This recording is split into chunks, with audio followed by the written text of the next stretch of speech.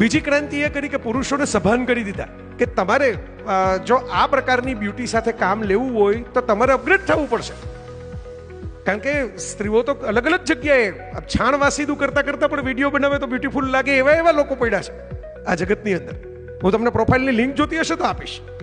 હું તો આવા બધાને ફોલો કરું છું, બહુ ટેસ્ટ છે.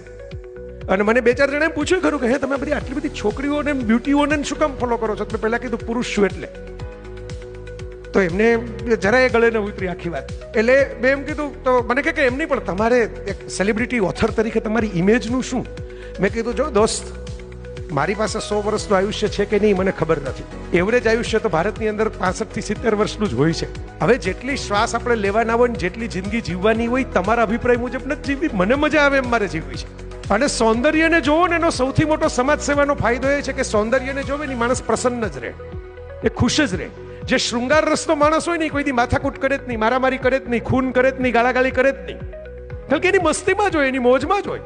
આપણે એવા લોકો જે જોઈએ છીએ, જ્યાં વિકૃત લોકો, આપણે એમ શબ્દ વાપરીએ છીએ કે વિલાસી માણસો છે. ના, એ વિલાસી માણસો નથી, વિકૃત માણસો છે. તમે બગીચાને પ્રેમ કરતા હો તો તમે બગીચાની અંદર કંઈક કોથળી પ્લાસ્ટિકની પડી હોય ને હળવેકથી ઊંચકી અને જો કચરા ટોપલી ન દેખાય તો તમારા ખિસ્સામાં મૂકી દો, પણ તમારા બગીચાને નુકસાન ન કરો. તમે વિચાર કરજો. તમે આપણા મોબાઈલને પણ પ્રેમ કરતા હોય ને તો એને જો આમ કવર બવર રાખીએ, ઉપર સ્ક્રીન ગાર્ડ રાખીએ, એને સાચવીએ, એને સાફ કરીએ.